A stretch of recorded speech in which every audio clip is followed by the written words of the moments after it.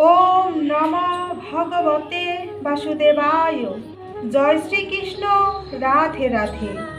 বন্ধুরা, আজ 24শে বৈশাখ, 8ই মে, বৃহস্পতিবার। আজকের দিনে সম্পূর্ণ হচ্ছে বৈশাখ মাসের শুক্লপক্ষের মোহিনী একাদশী ব্রত। সৃষ্টি এবং ধর্মের ভারসাম্য রক্ষার জন্য ভগবান বিষ্ণু অনেক অবতার গ্রহণ করেছিলেন, যার মধ্যে মোহিনী অবতার হল একটি বিশেষ অবতার। এই অবতারে ভগবান শ্রীহরি এক সুন্দরী নারীর রূপ ধারণ করেছিলেন, যাকে দেখে রাক্ষস এবং অসুররাও বিভ্রান্ত হয়ে পড়েছিলেন। মোহিনী অবতারের কারণ ছিল সমুদ্র মন্থন, যেখানে অমৃত কলসের জন্য দেবতা এবং অসুরদের মধ্যে দ্বন্দ্ব হয়েছিল। যখন এই কলস রাক্ষসের দখলে চলে যায়, তখন শ্রীহরি দেবতাদের কাছে সেই কলস পৌঁছে দেওয়ার জন্যই এই অবতার ধারণ করেছিলেন। আজ হয়তো আপনিও এই ব্রত পালন করছেন। যে কোনো ব্রত বা পূজা তখনই সম্পূর্ণ হয় যখন তার ব্রত মাহাত্ম্য শ্রবণ করা হয়। এমনকি যদি আপনি এই ব্রত পালন নাও করতে পারেন, তাহলে এই ব্রত কথা শ্রবণ করে সন্ধ্যায় শ্রীহরি ও মা লক্ষ্মীর নামে একটি প্রদীপ প্রজ্বলন করবেন। এতেও ব্রতের পূর্ণ ফল অনেকাংশে লাভ হয়। এবার চলুন ভক্তগণ, একাদশীর এই ব্রত কথা শুনে নেওয়া যাক। জয় শ্রীকৃষ্ণ। রাধে রাধে। কুর্ম পুরাণে বৈশাখ শুক্লপক্ষের মোহিনী একাদশীর ব্রত মাহাত্ম্য বর্ণনা করা হয়েছে। মহারাজ যুধিষ্ঠির বললেন, হে জনার্দন, বৈশাখ শুক্লপক্ষ একাদশীর কি ফল, কি বিধি, এই সকল কথা আমার নিকট বর্ণনা করুন। উত্তরে ভগবান শ্রীকৃষ্ণ বললেন, হে ধর্মপুত্র, আপনি আমাকে যে প্রশ্ন করেছেন, পূর্বে রামচন্দ্রও বশিষ্ঠের কাছে এই প্রশ্ন জিজ্ঞেস করেছিলেন। তিনি জিজ্ঞাসা করেছিলেন, হে মুনিবর, আমি জনক নন্দিনী সীতার বিরহজনিত কারণে বহু দুঃখ পাচ্ছি। তাই একটি উত্তম ব্রতের কথা আমাকে বলুন, যার দ্বারা সর্বপাপ ক্ষয় ও সর্বদুঃখ বিনষ্ট হয়। এই কথা শুনে বশিষ্ঠদেব বললেন, হে রামচন্দ্র, তুমি উত্তম প্রশ্ন করেছ। যদিও তোমার নাম গ্রহণেই মানুষ পবিত্র হয়ে থাকে, তবুও লোকের মঙ্গলের জন্য তোমার কাছে সর্বশ্রেষ্ঠ ও পরম পবিত্র একটি ব্রতের কথা বলছি। বৈশাখ মাসের শুক্লপক্ষিয়া একাদশী মোহিনী নামে প্রসিদ্ধা। এই ব্রত প্রভাবে মানুষের সকল পাপ, দুঃখ ও মোহজাল অচিরেই বিনষ্ট হয়। তাই মানুষের উচিত সকল পাপ ক্ষয়কারী ও সর্বদুঃখ বিনাশী এই একাদশী ব্রত পালন করা। একাগ্র চিত্তে তার মহিমা তুমি শ্রবণ করো। এই কথা শ্রবণ মাত্রই সমস্ত পাপ বিনষ্ট হয়। পবিত্র সরস্বতী নদীর তীরে ভদ্রাবতী নামে এক সুশোভনা নগরী ছিল।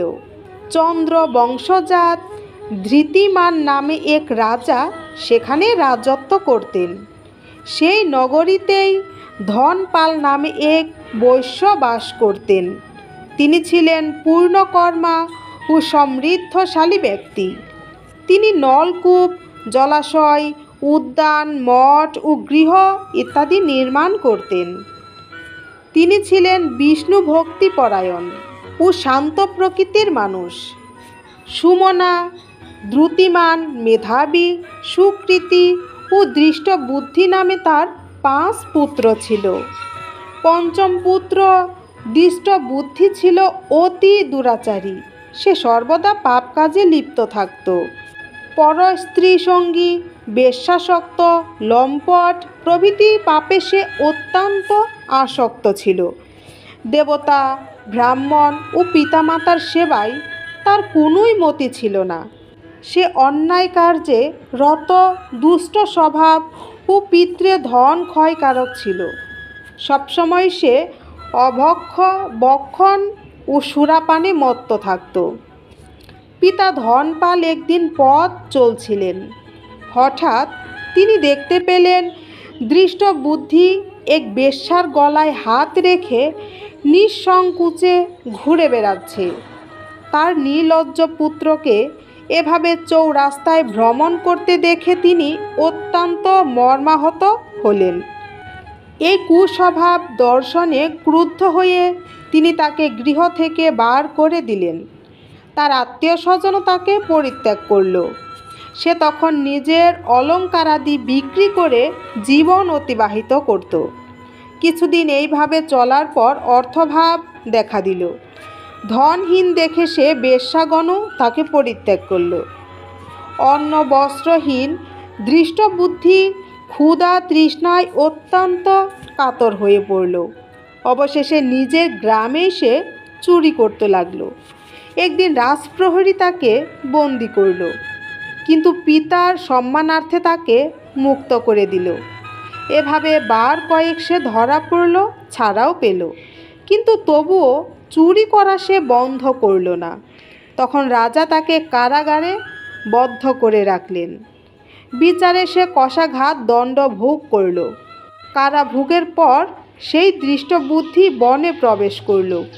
সেখানে সে পশু পাখি বধ করে তাদের মাংস ভক্ষণ করে অতি দুঃখে পাপময় জীবনযাপন শুরু করল। দুষ্কর্মের ফলে কেউ কখনো সুখী হতে পারে না। তাই সেই দৃষ্টবুদ্ধি দিবারাত্রি দুঃখ সুখে জর্জরিত হলো। এভাবে অনেক দিন অতিবাহিত হলো। কোনো পুণ্য ফলে সহসা একদিন সে কৌণ্ডিন্য ঋষির আশ্রমে উপস্থিত হলো। বৈশাখ মাসে ঋষিবর গঙ্গা স্নান করে আশ্রমের দিকে প্রত্যাবর্তন করছিলেন। শোকাকুল দৃষ্টবুদ্ধি তার সম্মুখে উপস্থিত হলো।